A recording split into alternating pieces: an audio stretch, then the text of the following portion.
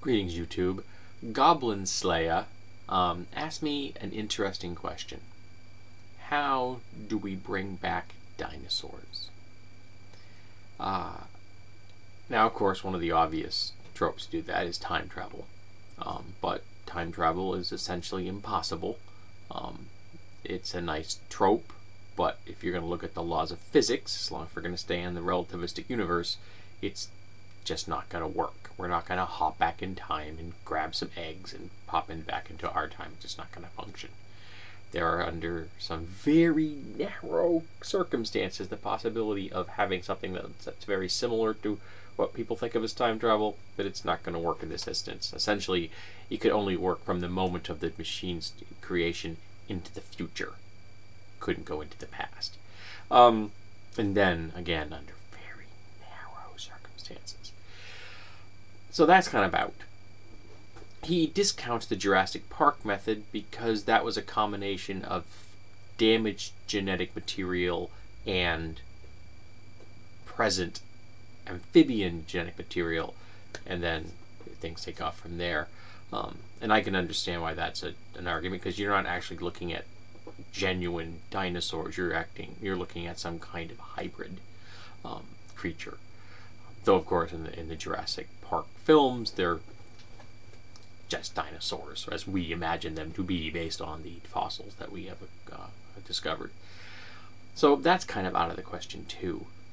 So he's like, so I'm thinking, how could we potentially bring them back? Well, we could hope that we find dinosaur genetic material, but that's a very faint hope. We have some evidence of dinosaur organic material in some fossils that have been very well preserved, but that's just essentially the vapor trails of a dinosaur, and that you can't get a dinosaur out of that. It's just knowledge that, yes, this was an organic creature. Now we have evidence it was an organic creature, and there might be some useful long-term data there, but it's not a dinosaur. But one idea I think that's quite interesting, and I've seen it used in After the Bomb from Palladium, was that we backbreed birds. And in the case of the After the Bomb idea, it was chickens. Now, you're going to think, oh, that's just a stupid idea. Well, it's not a stupid idea, in the sense that birds are dinosaurs.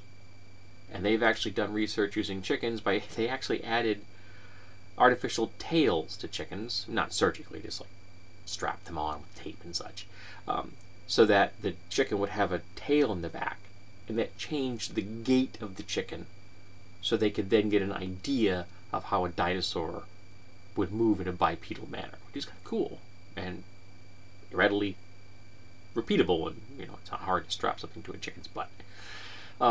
But the possibility of taking a chicken or another bird, and the cassowary in Australia would be a good example, then essentially figuring out a way to manipulate its genes or its alleles so that you move back through the evolutionary time scale until you turn that animal into its ancestor.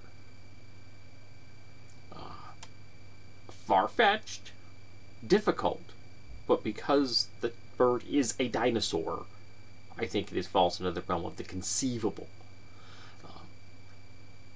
But the reality is, if you're going to be staying strictly in a relativistic universe, I can't figure out how to get a dinosaur. It's a nice idea and it's cool.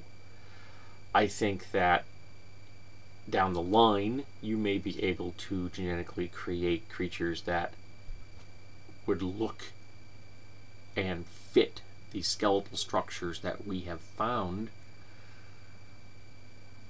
but would be purely artificially genetically generated. So essentially Lego genetics. Sorry, there's cats romping around behind me. And that would let you create a creature that kind of looked like a dinosaur and make it behave like a dinosaur based off of avian genetics. But that's gonna, that would be spam freaking out. But that would be something akin to the whole Jurassic Park. It's not a real dinosaur, it's an artificial dinosaur that kind of looks like a dinosaur.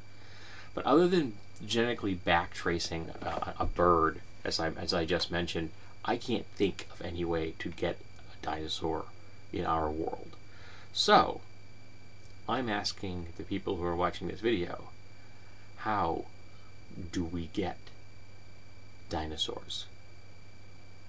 Now again, if we're sticking with the relativistic universe, the options are fairly narrow, but someone may have thought of something that I haven't. If we're not sticking in the relativistic universe, and we're just using pure science fiction tropes, that opens the doorway to things like time travel, to things like breeding birds, backwards, essentially, finding the most dinosaur-like bird traits and then breeding for them. I mean, that's a very long-term program, but it could potentially work, I guess. You could turn a Chihuahua back into a wolf if you had enough time and effort. Although I'm sure that it would be kind of silly in the process. Cats are circling. Maybe I don't want chicken-sized dinosaurs. But, or aliens show up and they show us what they harvested from the planet 80 million years ago before the asteroid hit and wiped out. We find out that that the dinosaurs weren't wiped out and they moved off of our planet on their own, and then they had an intelligent civilization of their own. I have a game somewhere where the dinosaurs were taken away by aliens, brought to a system elsewhere, and then made into anthropomorphic creatures. I never reviewed it because it was a very bad game. But the idea is that you play dinosaurs in this game, in this setting, which is kind of over the top. But you could do that with the first edition After the Bomb rules, if you wanted to. There are rules in there for playing dinosaurs. But again, if you're using science fiction trope, getting dinosaurs is not that hard. If you're staying relativistic, getting dinosaurs is difficult. So folks, if you're going to do this, we want to stay hard science, how do we pull it off?